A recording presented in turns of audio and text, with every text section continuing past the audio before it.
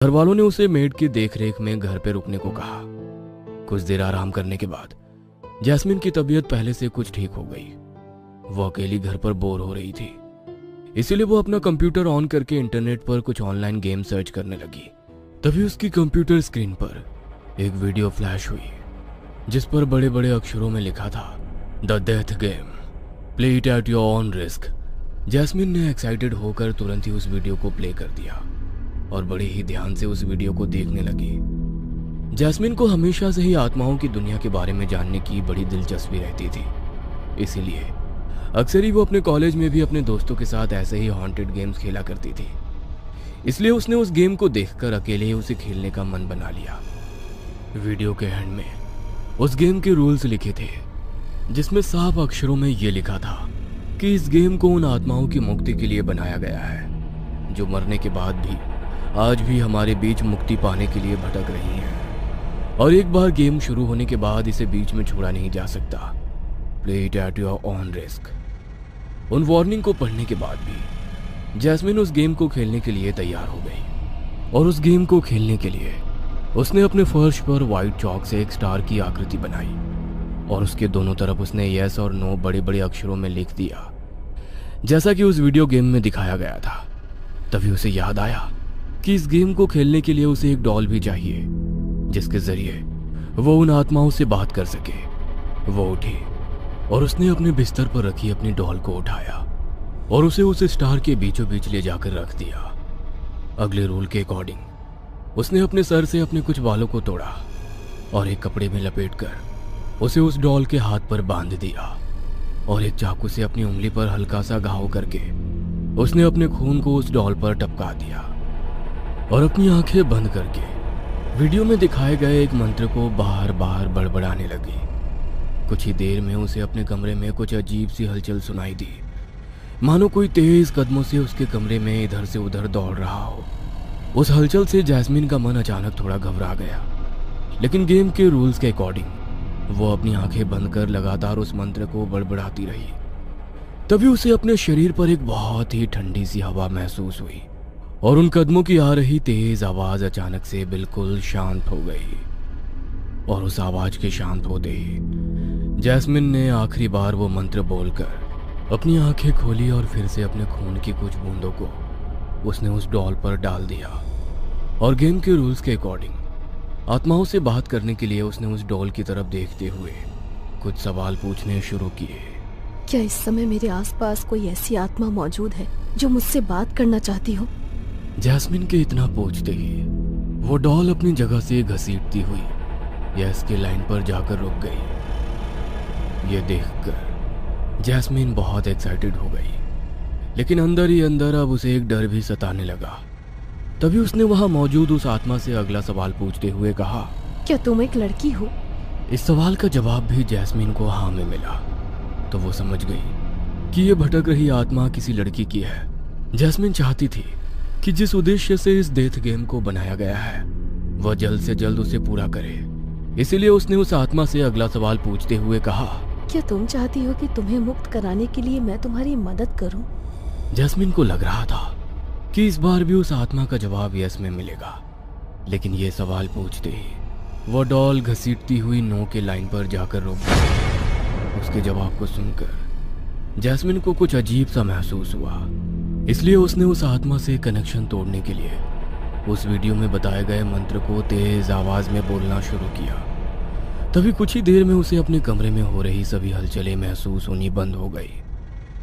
उसे लगा कि गेम के रूल्स के अकॉर्डिंग वो आखिरी मंत्र बोलने से शायद अब सब कुछ नॉर्मल हो गया है और वो आत्मा भी अब वहां से चली गई है। इसीलिए उसने एक गीले कपड़े से जमीन पर बने उन सभी लाइंस को मिटा दिया और अपनी डोल को बाथरूम में वॉश बेसिन में ले जाकर उसे अच्छे से धोने लगी। तभी उसे ऐसा लगा कि कोई उसके पीछे खड़ा होकर लगातार वॉश बेसिन पर लगे शीशे से उसे घूर रहा हो। उसने हिम्मत करते हुए जैसे ही शीशे में देखा तो शीशे में अपने आप को देखकर डर के मारे उसकी चीख निकल गई। शीशे में बने दर्पण में उसने देखा कि उसके शरीर पर जहरीले सांप और बिच्छू लिपटे हुए हैं और उसने चिल्लाते हुए अपनी डॉल को फेंका और अपने शरीर को बुरी तरह से झाड़ने लगी।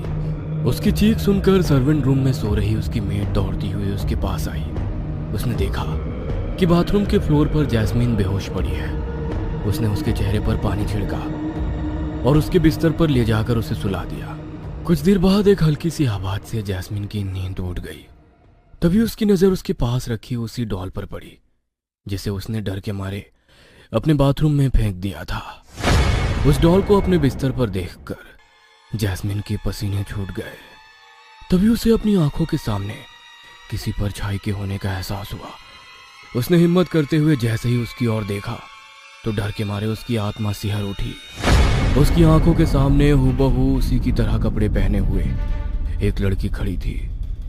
जैस्मीन ने उसका चेहरा देखने के लिए जैसे ही अपनी नजरें उठाई तो उस लड़की के हाथों में जैस्मीन का कटा हुआ सर था।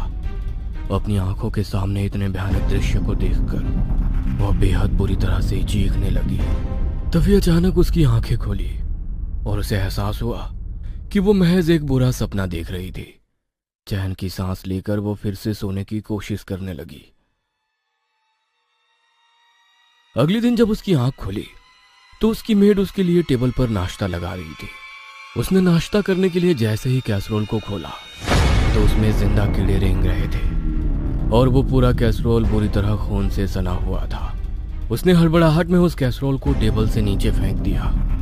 उस तेज आवाज को सुनकर उसकी मेड जैसे ही वहां आई तो उसने देखा कि जैस्मीन जमीन पर गिरे उस खाने को देखकर बुरी तरह से डर से चिल्ला रही है। उसने जैस्मीन को शांत करने के लिए अपने सीने से लगाया। तभी जैस्मीन को उसकी मेड का चेहरा किसी भयानक आत्मा की तरह दिखाई देने लगा।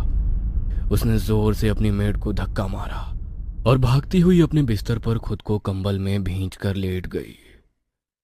कुछ देर बाद जब उसके पेरेंट्स घर पर आए तो उनकी मेड ने उन्हें जैस्मीन की हालत के बारे में बताया।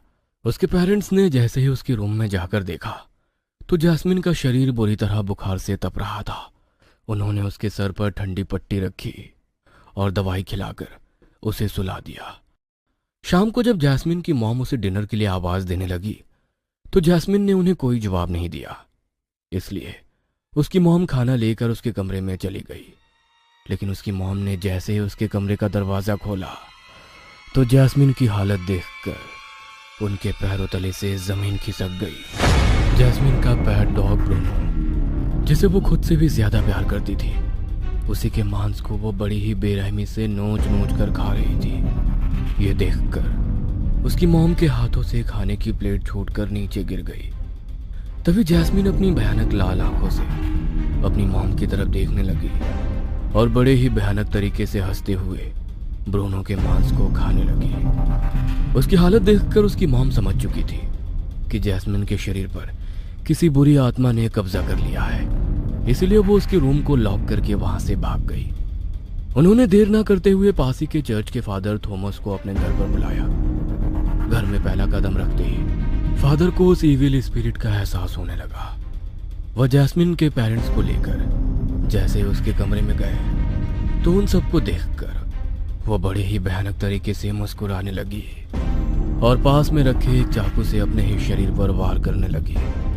उसकी हालत देखकर फादर ने उसके शरीर पर हॉली वाटर छिड़क दिया, जिससे वो अचानक ही बेहोश होकर जमीन पर गिर पड़ी। लेकिन जैसे ही फादर ने जैस्मीन को ब्लेस करने के लिए उसे छूने की कोशिश की तभी उसने बड़ी ही ताकत से फादर के गले को पकड़ लिया। ये देखकर फादर और उसके पेरेंट्स बुरी तरह घबरा गए। तभी उस आत्मा ने बड़े ही अजीब आवाज में फादर से कुछ ऐसा कहा जिसे सुनकर फादर के होश उड़ गए और जैस्मीन ने खुद ब खुद ही फादर के गले को छोड़ दिया।